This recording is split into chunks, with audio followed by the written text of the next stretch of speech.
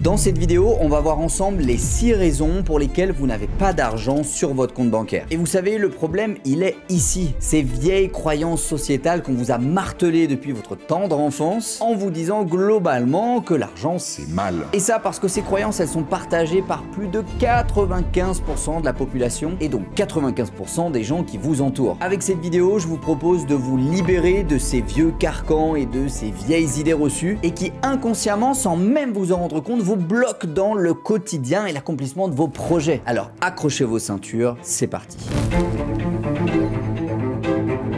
Raison numéro 1, vous voyez l'argent comme une finalité. Même si c'est tabou et qu'on vous le dira jamais, je peux vous garantir d'expérience que 80% des gens autour de vous pensent que l'argent fait le bonheur. Oh, quand je gagnerai au loto, je serai tellement heureux. Oh, quand je roulerai dans une Porsche, que j'aurai une Harley Davidson, que j'aurai une grande maison. Et 80% des gens autour de vous pensent ça et le vivent comme ça. Plus que ça, d'après une enquête réalisée par l'INSEE, c'est près de 75% des Français qui estiment que la majorité de leurs problèmes quotidiens seraient résolus s'ils avaient plus d'argent. Et en réalité, c'est normal puisqu'il faut déjà en avoir pas mal de l'argent avant de se rendre compte que ce n'est pas le cas. Mais le piège, il est là. L'argent n'est pas le sommet de la montagne, mais c'est bien l'outil, le carburant qui va vous permettre de passer d'une étape à l'autre et d'aller petit à petit vers votre idéal, que ce soit avoir une maison de vacances à Marrakech, d'avoir la famille la plus épanouie et d'être libéré de son patron. Mais pour avoir tout ça, il ne suffit pas d'avoir de l'argent. Et si un jour dans votre vie, vous faites l'erreur, selon moi, de travailler 70 heures par semaine vraiment pour de l'argent et pas pour plus de confort, pour accomplir un rêve, pour offrir la meilleure maison de retraite à vos parents, eh bien je peux vous garantir que vous le regretterez jusqu'à la fin de votre vie. Et tous les jours, en tant qu'interne en médecine, je vois des gens qui ont travaillé des années 70 heures par semaine pour de l'argent et qui au final se rendent compte que ça ne leur a pas apporté le niveau de bonheur qu'ils espéraient à l'époque. Et la réalité, c'est que la vie, c'est un petit peu comme un jeu de stratégie. L'idée, c'est de faire grossir son village, d'améliorer son armée, d'améliorer son château fort. Et pour faire tout ça, bien évidemment, il faut des pièces d'or. Et plus vous avez une bourse pleine, plus vous aurez la capacité à améliorer votre château, à augmenter vos champs, etc., etc. Mon conseil, ne jouez pas au jeu de la vie juste pour avoir une bourse pleine de pièces d'or, mais ayez conscience que ces pièces d'or sont un outil indispensable pour construire le royaume de votre futur. Métaphoriquement, la vie parfaite dont vous rêvez. En tout cas, ce qui pourrait être le sommet de votre montagne pour l'instant, et vous verrez dans le futur qu'il aura tendance à changer. Raison numéro 2, vous sous-estimez le pouvoir d'un euro bien placé. L'autre jour, je mangeais avec des potes et on avait une discussion, vous savez, par rapport à l'argent et l'investissement au sens large. Sujet tabou, mais quand on traîne un peu avec moi, ça le devient de moins en moins. Il me tenait ces discours un peu merdiques en me disant « Ouais, mais Tim, tu vois, moi, maximum, en me serrant la ceinture tous les mois, je peux mettre peut-être 200 € de côté, grand max. Mais c'est clairement pas ça qui va changer ma vie, sois honnête avec moi. » Et je lui ai dit « Ok, David, t'es un mec intelligent, faisons le calcul jusqu'au bout. Tu veux prendre ta retraite à quel âge ?» Et il m'a répondu aux alentours de 50 ans, ce serait le top du top. Je lui ai dit ok, et quel serait le montant par mois dont tu aurais besoin pour te sentir bien et pouvoir prendre cette fameuse retraite? Il m'a répondu environ 2500 € par mois une fois que ma maison est payée, ce serait le top du top. Et je lui ai répondu combien il a d'argent actuellement de côté, c'est-à-dire sa capacité à investir, son capital initial. Et du haut de ses 25 ans, il m'a annoncé qu'il avait 5000 € de côté. Et en quelques minutes, on s'est rendu sur une calculette d'intérêt financier et on est donc parti sur un placement initial de 5000 € avec des versements réguliers de 200 € tous les mois qui sera ce qu'on appelle son taux d'épargne qu'il va maintenir pendant une durée de 25 ans. Et parce que c'est un investisseur intelligent qui a bien évidemment regardé cette vidéo YouTube qui explique exactement comment investir sur les marchés financiers, il va assez facilement arriver à obtenir un rendement régulier de 10% par an. Et 25 ans plus tard, ça donne ce résultat, un capital d'un peu plus de 300 000 €, dont 60 000 € seront constitués des versements réguliers qu'il aura fait sur son compte titre ou son PEA, et 237 000 € qui seront les intérêts qu'il aura gagnés tous les mois grâce à ce travail de long terme. Sauf que 302 000 € placés à 10%, ça lui rapportera à ses 50 ans environ 2500 € par mois de retraite. Et oui, ça veut bien dire qu'avec ce qu'il est capable de faire aujourd'hui, il a la possibilité de prendre sa retraite à 50 ans, et ce, avec 2 fois la retraite moyenne des Français. Tout ça grâce à ce qu'on appelle les rendements cumulés, qui est cet effet boule de neige de l'investissement qui a permis à des gens très connus tels que Warren Buffett, l'un des plus grands investisseurs de tous les temps, de devenir très